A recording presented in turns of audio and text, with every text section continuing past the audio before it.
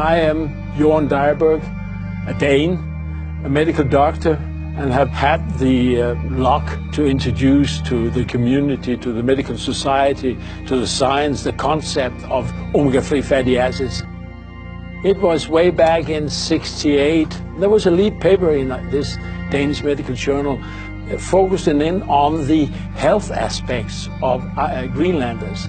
And one of the strange things was that they had a low incidence of coronaries, a very low incidence of coronary heart disease, in spite of their traditional diet, which was based on fatty fish and seal, which is a fatty animal.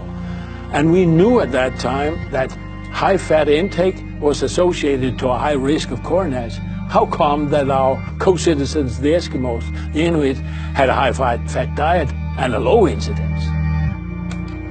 So we said, we will go to we have to go to Greenland and do examination of the blood of Eskimos to see how come that they don't have coronaries. They should have a high cholesterol. Maybe they don't have. Let's go up there. And we managed to come up there, and we managed to collect blood from 130 Eskimos living from seal and fish and their wives in remote settlements and the northeastern part of Greenland.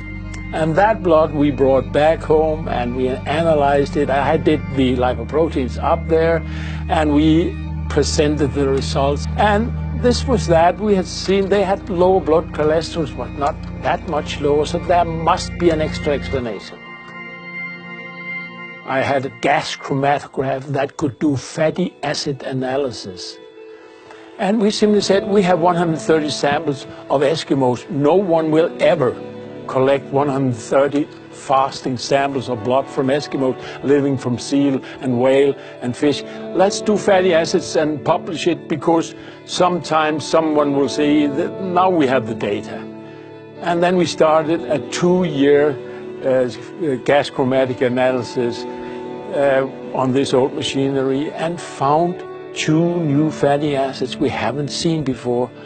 And then came some new results that gave a Nobel Prize. 2 Swedes and an Englishman found out that from omega-6 fatty acids there could be formed in our body prostaglandins that regulates a lot of things, but amongst them also the blood thrombotic phenomenon. When you cut a vessel, the blood plates stick together and make a tiny thrombus, and this is initiated or promoted by these prostaglandins from omega-6 fatty acids. And we suddenly got the idea that what if that from our omega-3 fatty acids that nobody cared about or knew about for that side, icosapentaenoic acid, could be made prostaglandin that didn't favor the clotting that much. That would mean 2 things. The Eskimos would have a certain bleeding tendency. If they cut themselves, they would bleed longer. But second, they wouldn't make blood clots that easy. And you know, a heart attack or a coronary is a blood clot in a coronary artery.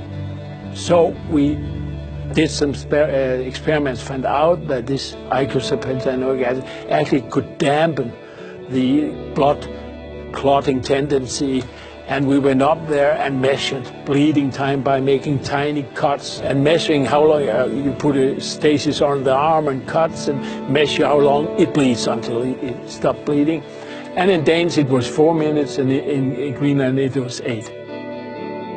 And they had a high level of EPA, and we published that, and this was the birth of the omega-3 story. In short terms, the story of how omega-3 was introduced to the public, to the industry, to the medical society, and to science.